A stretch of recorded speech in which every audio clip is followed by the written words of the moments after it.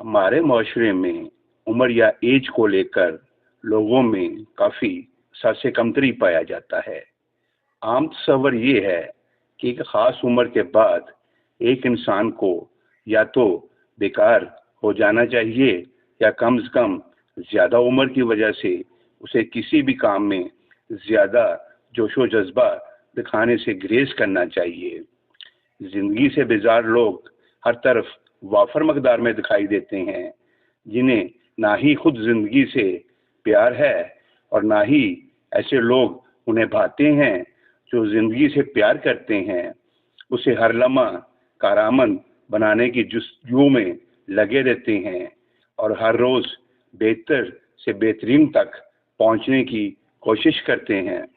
حالانکہ عمر تو صرف ایک عدد ہے جو ہمارے جسمانی وقت کو ناپنے کے لیے بنایا گیا ہے۔ یہ نہ تو ہمارے تجربات کا مکمل احاطہ کرتا ہے، نہ ہماری جذباتی پختگی کا۔ زندگی کے پیچیدہ رستوں میں ہم اپنی عمر سے کہیں زیادہ تجربہ حاصل کرتے ہیں اور کبھی کبھی تو بچپن کی معصومیت کو دوبارہ پا لیتے ہیں، چاہے ہمارے جسم پر عمر کی لکیریں واضح کیوں نہ ہو جائیں۔ ہم حالات کے مطابق بڑے یا چھوٹے ہوتے ہیں۔ ہماری عمر کا تعین حالات کرتے ہیں۔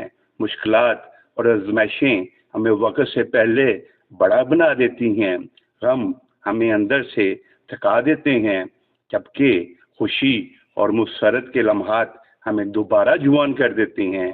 ہم خود بھی نہیں جان پاتے کہ کب ہم وقت سے آگے بڑھ چکے ہیں اور کب ہم اپنی اصلی عمر سے پیچھے رہ گئے ہیں۔ اب سوال یہ ہے کہ آخر ہمارا نظریہ زندگی اتنا محدود کیوں ہے؟ ہماری اکثریت کے نزدیک زندگی کا حاصل صرف ایک نوکری کا حصول، شادی اور بچے اور اس کے بعد فل سٹاپ کیوں ہے؟ کوئی عورت یا مرد محنت کر کے اپنا خیال رکھ کر اگر 50 سال کی عمر میں بھی خوبصورت اور متحرک نظر آتا ہے تو ہمیں اس کی تعریف کرنی چاہیے، نہ کہ طنزیہ کلمات سے اس کا مذاق اڑانا چاہیے۔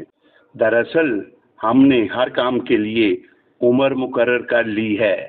یہ پڑھنے کی عمر ہے، یہ شادی کی عمر ہے، یہ کام کرنے کی عمر ہے اور یہ اللہ اللہ کرنے کی عمر ہے۔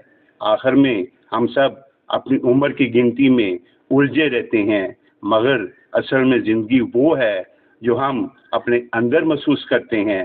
عمر کی حقیقت وقت سے زیادہ ہمارے تجربات اور احساسات میں پوشیدہ ہے۔